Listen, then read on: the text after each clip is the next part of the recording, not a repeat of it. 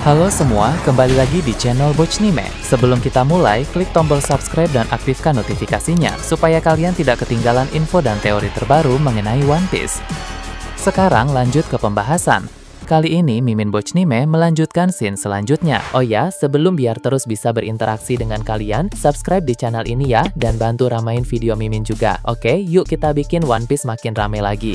Scenes memperlihatkan Dragon yang telah melakukan aksi yang cukup memukau di mana dia berhasil mengatasi dua serangan Gorosei sekaligus, yaitu Warkuri dan Jupiter. Di sana, Dragon menggunakan teknik pusaran angin yang terfokus untuk menghempaskan kedua Gorosei itu. Sekaligus, Dragon mampu mengendalikan dengan baik serangan anginnya itu, sehingga orang-orang lain yang ada di sana tidak terlalu terkena dampaknya, karena serangan itu difokuskan kepada Gorosei Warkuri dan Gorosei Jupiter saja. Kini, Jupiter yang sudah terpisah dengan Warkuri kembali menghadapi pemimpin Lunaria dan pemimpin Buccaneer, sedangkan Warkuri kembali bertarung 1 lawan 1 melawan Dragon. Gorosei Garling yang beberapa waktu lalu dihempaskan oleh Dragon ke sisi kanan Red Line pun tampak sudah mulai pulih kembali, sehingga dia sebentar lagi akan terlibat pertarungan di sana. Sementara itu, tampak ada semakin banyak sekutu pasukan revolusi yang telah berhasil naik ke wilayah Mary Joyce. Mereka ini berasal dari orang-orang yang sebelumnya bertempur di bagian bawah Red Line di sisi Paradise. Sebagaimana Mimin bahas pada video sebelumnya, pihak pasukan revolusi melancarkan serangan dari dua sisi sekaligus. Sebagian menyerang di area bawah Red Line di sisi Paradise, dan sebagian lagi menyerang di area bawah Red Line di sisi dunia baru. Untuk menghadapi serangan itu, pasukan angkatan laut pun telah dikerahkan. Namun masalahnya, pasukan angkatan laut yang datang ke bagian bawah Red Line di sisi Paradise itu tidak terlalu banyak dan tidak terlalu kuat, berbeda dengan pasukan angkatan laut yang datang ke bagian bawah Red Line di sisi dunia baru. Mereka lebih banyak dan juga lebih kuat. Dengan begitu, walaupun pertempuran di sisi dunia baru masih berlangsung dengan sangat sengit, pertempuran di sisi Paradise sudah hampir berakhir. Pihak pasukan revolusi mampu unggul dan banyak dari mereka langsung naik ke Mary Joyce. Sebelumnya, Kiro juga dari sisi Paradise sudah naik duluan karena memang dia lebih kuat dari para sekutu Paradise yang lain, sehingga dia bisa mengalahkan Vice Admiral John Giant dengan cukup cepat, lebih cepat daripada sekutu lain di sana yang baru selesai sekarang. Kedatangan dari orang-orang ini tentu cukup mengejutkan dan merepotkan pihak pemerintah dunia. Memang mereka ini bukan orang-orang dengan nama besar dan kemampuannya juga tidak sehebat Kiro, melainkan mereka hanya sekelompok pasukan biasa yang menjadi sekutu Dragon dari berbagai wilayah. Meski begitu, karena jumlah mereka ada banyak, maka serbuan mereka ke Mary Joyce tentu akan menjadi masalah. Banyak agen-agen Cypherpol di sana langsung bergerak untuk melawan mereka, sehingga terjadi bentrokan yang cukup besar di tempat itu. Levitt yang ada di sana masih terus memantau dari jarak aman. Lalu dia pun bicara sendiri dengan berkata bahwa pihak pemerintah dunia pasti terkejut dengan perkembangan pertempuran saat ini. Seiring berjalannya waktu, memang hal-hal tidak terduga akan terus terjadi. Pasukan revolusi benar-benar melancarkan serangan yang sangat bagus dan menimbulkan masalah yang kian membesar. Tak lama berselang, Dragon melayang cukup tinggi di udara dan melancarkan serangan angin ke bawah tepat ke arah Gorosei Warkuri. Memang sang Gorosei itu mampu untuk menangkis, tapi dampak serangan tersebut cukup besar sehingga menarik perhatian dari banyak orang, termasuk para pasukan revolusi yang baru datang itu. Bukan tanpa alasan, Dragon melakukan ini. Dia ingin memotivasi dan memberi mereka semangat agar mereka semakin bertarung dengan sungguh-sungguh. Dragon tidak hanya memotivasi melalui kata-kata saja, melainkan melalui tindakan nyata. Itulah yang membuatnya menjadi sosok pemimpin yang sangat hebat. Melihat aksi dari Dragon membuat para sekutu itu terpicu untuk bertarung dengan semakin baik, seperti sang pemimpin pasukan revolusi. Para agen Cypherpol biasa yang bukan agen CP0 tampak cukup kerepotan menghadapi gempuran serangan dari sekutu pasukan revolusi itu karena mereka bertarung dengan penuh semangat. Agen-agen Cypherpol pun harus berusaha ekstra untuk bisa menahan para musuh di sana. Warkuri melihat keadaan di sana pun menjadi sangat kesal, sehingga dia segera memakai teknik raungan yang dipadukan dengan Haoshoku Haki. Teknik ini sangat kuat sehingga berdampak terhadap banyak orang di tempat itu. Banyak dari sekutu pasukan revolusi yang tadinya bersemangat kini mulai merasa tertekan dan menjadi khawatir karena raungan dari Warkuri. Sebab mereka telah melihat dan merasakan sendiri betapa besar kekuatan dari musuh yang ada di sana. Jadi, aksi dari Warkuri ini cukup mempengaruhi mental mereka. Namun, Dragon sama sekali tidak tinggal diam. Dia langsung bergerak cepat dan menangkap taring Warkuri dalam mode Rebirth itu. Kemudian, Dragon melemparnya cukup tinggi di udara. Nah, setelah itu, Dragon juga melompat mendekatinya dan melancarkan teknik tinjau beruntun yang digabungkan dengan tekanan angin dan juga haki. Hal tersebut pun bisa dilihat oleh semua orang yang ada di medan pertempuran, sebab Dragon sengaja melakukannya di ketinggian. Para sekutu yang tadinya cukup menciut karena raungan dari Warkuri, kini bisa kembali bersemangat setelah melihat aksi dari Dragon. Jadi, apa yang dilakukan oleh Dragon dan Warkuri bukan hanya sekedar adu kekuatan biasa saja, melainkan keduanya pun adu taktik dan perang psikologis, karena hal tersebut akan membawa pengaruh besar terhadap banyak orang lain yang ada di sana. Jika Dragon memperlihatkan aksi yang memukau, tentu para sekutunya yang baru datang itu akan menjadi termotivasi. Nah, sebaliknya, apabila Gorosei Warkuri memakai teknik yang menakutkan, mental dari para sekutu tersebut pun akan terpengaruh. Dengan begitu, bagaimana jalannya duel Dragon melawan Warkuri ini benar-benar sangat penting. Nusjuro yang masih menjaga ruangan beku tempat di mana topi jerami besar disimpan mulai merasakan firasat yang buruk. Semakin banyak sekutu pasukan revolusi yang berdatangan ke tempat itu dan posisi Dragon dalam pertarungan pun menjadi semakin unggul. Nusjuro sebenarnya ingin langsung terlibat di medan pertempuran juga, tapi dia telah mendapat perintah dari Im-sama untuk menjaga ruangan beku, karena memang ruangan itu sangat penting. Bahkan, ruangan itulah salah satu target utama Dragon. Nusjuro tidak bisa bergerak seenaknya, karena beberapa waktu yang lalu sempat ada burung gagak Karasu yang bisa masuk ke dalam kastil Pangea. Nah, Nusjuro khawatir jika ada burung gagak Karasu lain yang berhasil masuk ke dalam kastil, apalagi sampai masuk ke ruangan beku. Karena itulah, Nusjuro harus standby di sana untuk menjaga ruangan beku itu secara langsung. Setelah itu, cerita memperlihatkan bagian bawah Red Line di sisi dunia baru, di mana pertempuran sengit masih terus terjadi. Di tempat itu, baik pihak Angkatan Laut maupun pihak pasukan revolusi sama-sama saling serang dengan seluruh kemampuan yang mereka miliki. Namun, tiba-tiba terjadi hal yang mengejutkan, di mana ada beberapa kapal misterius yang baru datang ke sana. Orang-orang di kapal itu pun mulai melancarkan serangan kepada pasukan Angkatan Laut yang menandakan bahwa mereka ini merupakan sekutu pasukan revolusi juga. Beberapa marinir di sana pun menjadi terkejut dan bertanya-tanya siapa mereka karena orang-orang itu memiliki kekuatan yang besar. Vice Admiral Momonga yang melihat mereka pun cukup terkejut karena dia tahu siapa sebenarnya orang-orang tersebut. Mereka adalah para pemimpin dari berbagai kelompok pemberontak kuat yang dulu cukup terkenal. Jadi, pada masa lalu ada cukup banyak kelompok dengan gerakan revolusioner, termasuk tentara pembebasan yang dipimpin oleh Dragon. Kemudian, Dragon mendirikan pasukan revolusi dan banyak kelompok revolusioner lain memilih untuk bergabung bersama dengan Dragon. Jadi, bisa dibilang pasukan revolusi yang dipimpin oleh Dragon ini terdiri dari banyak kelompok revolusioner dari berbagai penjuru dunia. Namun, rupanya ada pula beberapa kelompok kuat yang tidak ikut bergabung ke dalam kelompok Dragon. Nah, orang-orang yang datang inilah para pemimpin dari berbagai kelompok kuat yang tidak bergabung dengan Dragon itu. Jadi, meski tidak bergabung dengan pasukan Dragon secara langsung, mereka memilih untuk menjadi sekutu saja. Nah, ketika pasukan revolusi melakukan gerakan besar seperti sekarang, orang-orang itu pun datang untuk membantu. Momonga bilang pada Onigumo bahwa keadaan akan menjadi lebih merepotkan setelah ini. Onigumo pun setuju karena dia juga mengenal orang-orang yang datang itu, sehingga dia tahu bahwa mereka adalah orang-orang yang kuat. Berpindah ke tempat lain yang jauh dari sana, cerita memperlihatkan dunia bawah Elbap. Sebagaimana Mimin bahas pada video sebelumnya, monster terkuat yang diciptakan oleh Killingham dan diberi peningkatan kekuatan oleh Im-sama telah datang ke dunia bawah, sehingga Luffy pun sedang bertarung melawannya. Luffy telah memakai berbagai serangan dalam pertarungan itu, tapi daya tahan tubuh dari monster monster tersebut terbilang sangat kuat. Pada akhirnya, Luffy pun menggunakan Bajrangan sebagai jurus pamungkasnya. Dengan teknik itu, sang monster langsung berhasil ditumbangkan dan dunia bawah pun menjadi berguncang hebat akibat dampak dari serangan Bajrangan Luffy. Bahkan, guncangan itu pun mempengaruhi kondisi pohon Adam sehingga area dunia matahari juga ikut bergetar hebat. Gaban lalu bilang, sekuat apapun monster itu, tentulah dia akan langsung kalah ketika terkena serangan Luffy yang kemarin dipakai untuk mengalahkan Kaido itu. Gaban mengingat kembali momen di mana dia mengetahui bahwa Kaido sudah dikalahkan oleh Luffy. Saat itu, Gaban tersenyum dan terharu karena pria yang dinantikan oleh Roger rupanya sudah muncul. Seperti yang kita tahu, Roger menantikan orang yang tepat untuk menemukan One Piece. Orang itu adalah sang Joy Boy yang baru.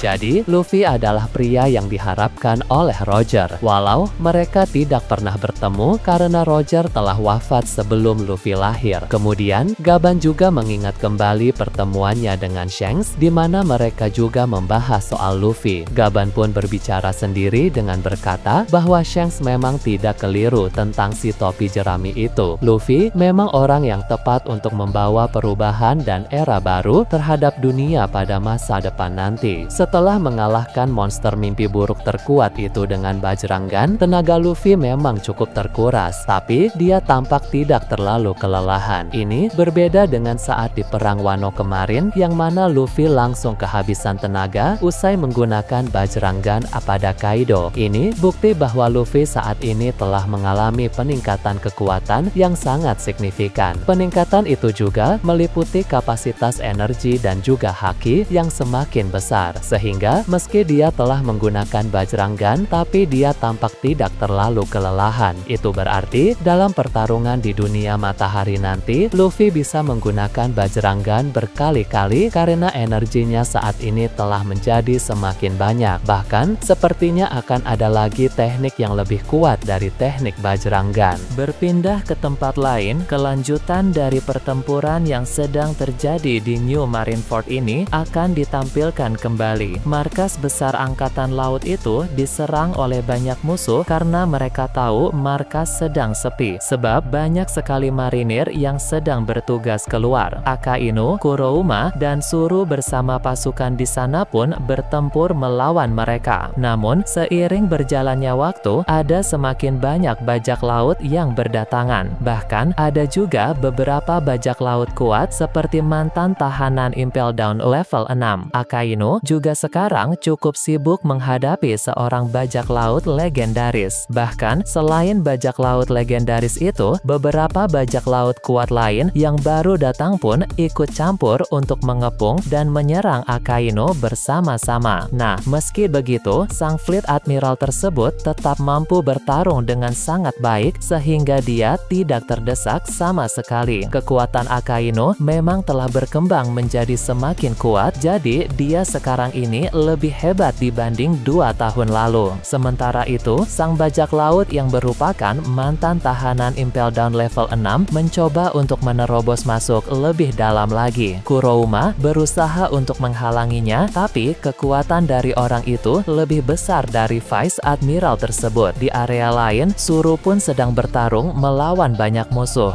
Memang kemampuan Suru sangat hebat meski usianya sudah sangat tua, tapi karena lawan yang dihadapinya terlalu banyak, dia juga menjadi cukup kerepotan. Tiba-tiba, si mantan tahanan Impel Down level 6 itu sudah berada di dekat Suru, bersiap untuk melancarkan serangan mendadak kepadanya. Namun, ada seseorang yang muncul di tempat itu. Orang itu pun segera menahan serangan dari mantan tahanan Impel Down level 6 tersebut. Kemudian, dia langsung melempar bajak laut itu dengan sangat kuat sehingga aksi itu sukses mencuri perhatian banyak orang. Para marinir pun senang melihat kedatangannya karena orang itu tak lain adalah Kong, sang mantan Fleet Admiral. Jadi, rupanya Kong memutuskan untuk ikut turun tangan dalam kekacauan di New Marineford ini. Kong sekarang ini menjabat sebagai kepala staf pemerintah dunia, sehingga sebenarnya dia butuh izin dari para Gorosei dulu jika ingin melakukan pergerakan. Nah, entah Kong ini sudah mendapat izin atau ternyata dia mengambil keputusan sendiri. Namun, apapun alasannya, kemudian kemunculan Kong di medan pertempuran ini akan membuat keadaan di New Marineford menjadi semakin seru. Nah, bagaimana menurut kalian terkait ini? Nah, itu tadi berbagai hal menarik pada pembahasan channel Bochnime kali ini. Menurut kalian bagaimana? Silahkan tulis di kolom komentar di bawah. Oke, segitu saja untuk pembahasan kali ini. Jangan lupa like, share, dan subscribe untuk video menarik selanjutnya. Peaceful World!